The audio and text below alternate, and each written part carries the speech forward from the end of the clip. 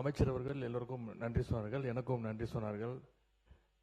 குறிப்பிட்டு நான் பேசியதெல்லாம் பேசினார்கள். என்னுடைய வெற்றியை விட திரு வன்னியரசுடைய வெற்றி எனக்கு மிக முக்கியம் என்று சொன்னதெல்லாம் இன்று நன்றி சொன்னார்கள். அதற்கு என்னுடைய நன்றியை நான் தெரிவித்துக் கொள்கின்றேன். அதேபோல் அவர் சொல்லியிருக்கிறார், அண்ணன் தொல் திருமாவளவன் அவர்களுக்கு நாங்கள் நன்றி சொல்லவில்லை என்று.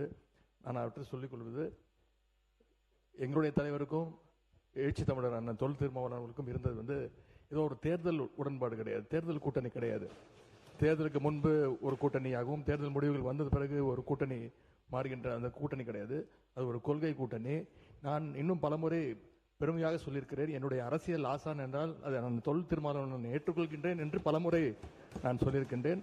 எனவே நான் தொல் திருமாவளவனுக்கு நாங்கள் என்றைக்குமே எங்களுடைய நன்றியை தெரிவித்துக் கொள்கிறோம். மாண்புமிகு அமைச்சர்.